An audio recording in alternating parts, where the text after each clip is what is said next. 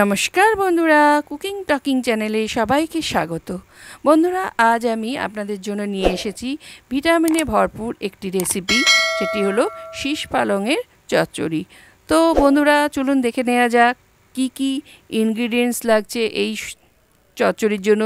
শীষ পালং, আলু, বেগুন, কুমড়ো, গাজর আর শিম। তো এবার লাগছে বড়ি। বড়ি একটু ভেজে নিচ্ছি, কারণ বড়ি এই চচ্চড়িকে বা চচ্চড়ির স্বাদকে আরও দ্বিগুণ করে তুলবে। সেই বড়ি আমি সর্ষের তেল দিয়ে একটু ভেজে নিচ্ছি। বেশি কড়া করে ভাজলে চলবে না, একটু লাল লালভাবে ভেজে তুলে নিলাম। ওই কড়াইতেই আবার সর্ষের তেল দিয়ে আমি 5 ফোড়ন ভাজতে দিলাম।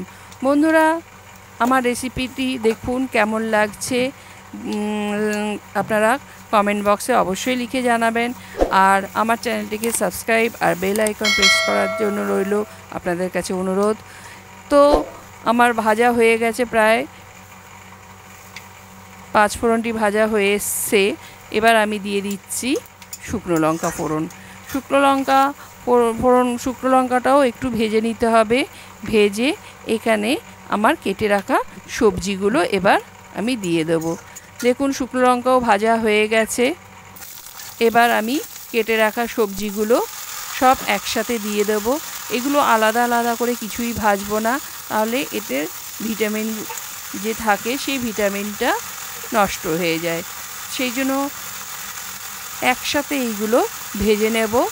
আর নুন আর হলুদ দিয়ে এগুলো নেড়ে চেড়ে নিয়ে এগুলো একটু ঢাকা চাপা দিয়ে দিতে হবে। একটু ভালো করে নেড়ে চেড়ে নিতে হবে, যাতে প্রত্যেকটা ইনগ্রিডিয়েন্টসের মধ্যে নুন হলুদগুলো স্প্রেড হয়ে যায়। আমি দিয়ে দিলাম ঢাকা চাপা।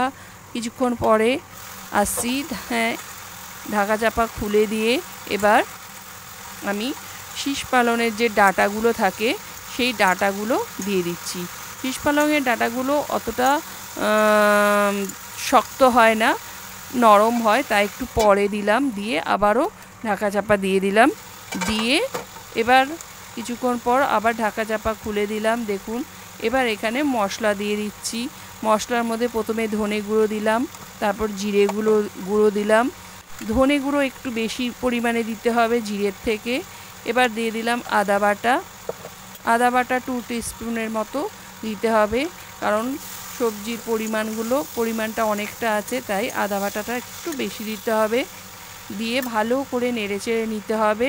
নিয়ে এবার কেটে রাখা শীষ পালংয়ের শাকটা, পাতাগুলো দিয়ে দিতে হবে। দিয়ে ভালো করে নেড়েচেড়ে নিতে হবে। বন্ধুরা, এই পালং শাক খুবই ভিটামিন সমৃদ্ধ পালং শাক। আমরা জানি ভিটামিন সি এ ভর্তি। এবার দিয়ে দিচ্ছি কাশ্মীরি মির্চ, একটু কালারফুল করার জন্য। এমনিতে তো ভিটামিন ভর্তি এই সবজিতে আছে, সব জিনিসই, যেমন গাজরেও ভিটামিন আছে, আর পালং শাকে তো আছেই ভিটামিন। তো এইগুলো আর সব সবজিতেও যে ভিটামিনগুলো থাকে সেগুলো আছে। এবার আমি ভালো করে নেড়েচেড়ে নিয়ে ঢাকা চাপা দেওয়ার পর এবার আমি এখানে দিয়ে দিচ্ছি নুন আর একটু চিনি। তো টেস্টের ব্যালেন্সের জন্য একটু তো চিনি দিতেই হয়। দিয়ে কয়েকটা কাঁচা লঙ্কার টুকরো দিয়ে দিচ্ছি। দিয়ে ভালো করে নেড়েচেড়ে নিচ্ছি। দেখুন, খুব সুন্দর একটা কালার এসেছে, আর আলুও সেদ্ধ হয়ে গেছে। বড় বড় আলু দিয়েছি, যাতে পালং শাকে গলে না যায়, সেই জন্য বড় বড় আলু দিয়েছি। এবার বড়িগুলো দিয়ে দিলাম, ভেজে রাখা বড়িগুলো দিয়ে ভালো করে নেড়েচেড়ে দিতে হবে, যাতে বড়িতে মশলাগুলো লেগে যায়। এবার আমি ঢাকা চাপা একটু দিয়ে দেব। দিয়ে আমার তৈরি হয়ে গেছে শীষ পালংয়ের রেসিপিটি। দেখুন, খুব সুন্দর শুকনো শুকনো একটু করেছি, একটু ড্রাই হবে এটা ভাত বা রুটি যে কোনো কিছু দিয়ে আপনি খেতে পারেন। সরস্বতী পুজোয় তো শীষ পালংয়ের রেসিপি অনেকেই করেন, খিচুড়ির সাথে দেয়। এবার আমি ভেজে রাখা জিরে গুঁড়ো একটু ছড়িয়ে দিলাম। এটা খুব সুন্দর টেস্ট আনে। নিয়ে আমি স্ট্যান্ডিং টাইমের জন্য রেখে দিলাম।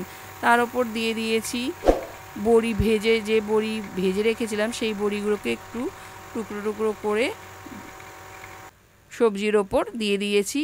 হয়ে গেল আমার শীষ পালংয়ের রেসিপিটি। কেমন লাগলো বন্ধুরা অবশ্যই জানাবেন। আজ এই পর্যন্ত, নমস্কার।